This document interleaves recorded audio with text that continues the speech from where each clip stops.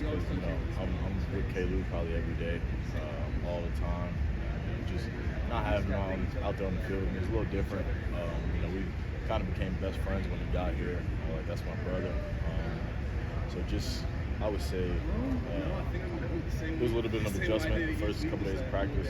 Not having him out there, not being able to joke around with him the same way we used to. But I see him every day. Like I was telling the coaches, it's different with me and K. Lou. Like football is kind of an add-on with us. That's my brother for life. So I'm gonna be with him wherever he goes. It looks kind of like the whole offense. It's the skill position players are kind of going through something right now, trying to adjust to a lack of touches when everybody knows there's 5-6 guys that can do damage on any given Saturday.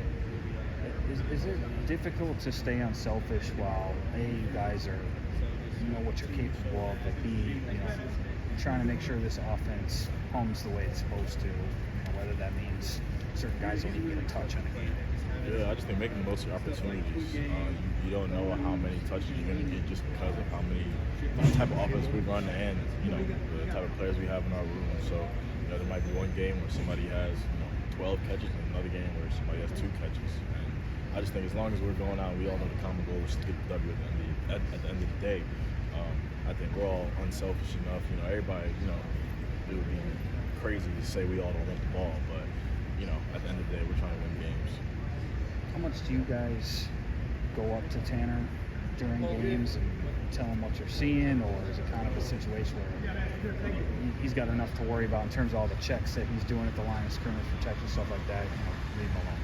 I would say it's after every series, we talk about offense just to see what we saw on that drive, certain plays. If there's something that we saw that we thought he didn't see, or something that he saw that he thought we didn't see, we'll definitely talk about it. Get on the same page and try to execute it for the next drive. You've seen flashes in both the run and the pass game, particularly in the third quarter, of what this offense can do.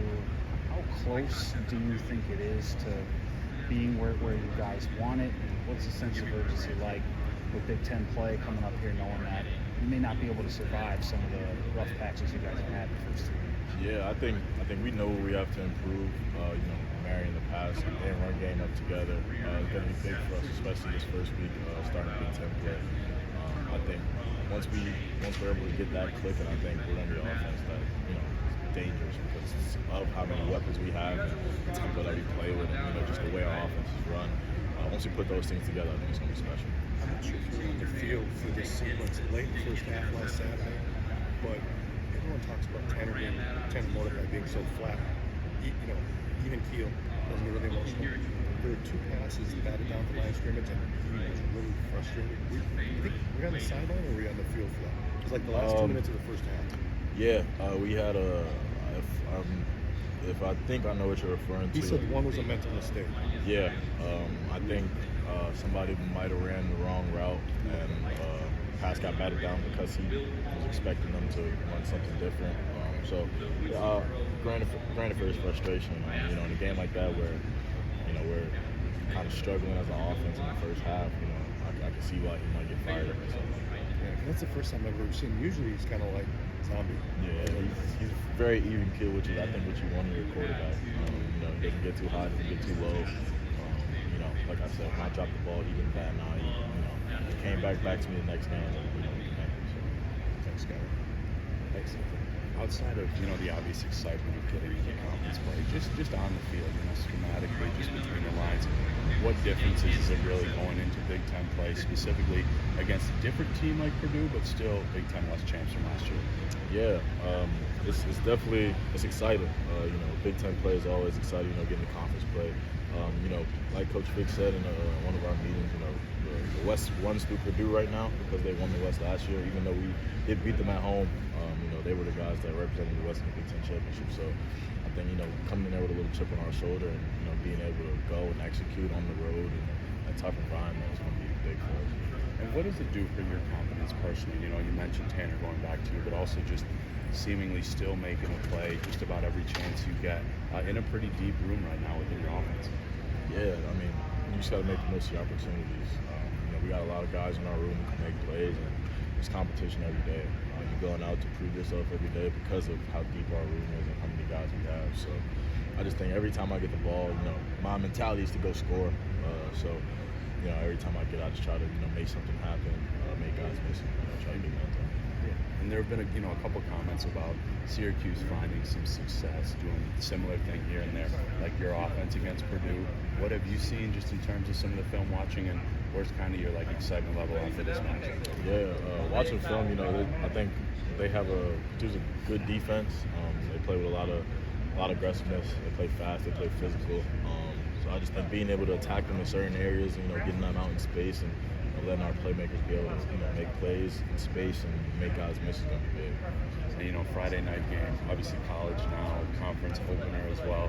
What does that just do, I guess mentally throughout the week in terms of preparation, but also game day, excitement level, kind of like a flashback to high school? Yeah, it definitely gets your juices flowing a little bit.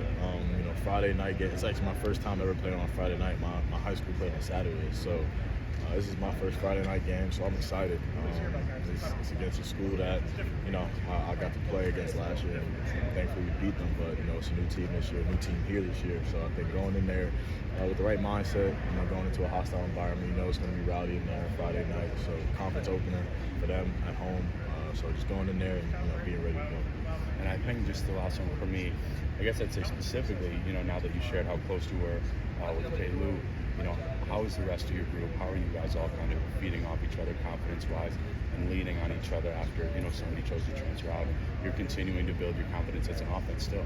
Yeah, I think, we always lean on each other. We've got a really close room. We're all cool with each other. We're all great friends with Kalu, like I mentioned before. That's my roommate, so it's a little deeper with us. But I think, we always lean on each other, no matter the situation. I think even with this situation with Kalu deciding to leave, it's even more reason for us to lean on each other. Just last one, actually, we've seen some of the real flashes in this offense, right? It's still relatively early, specifically with this new scheme. What kind of defines success for you as an offense as the season goes along, outside of wins, of course? I would say points for us. Just putting up a lot of points.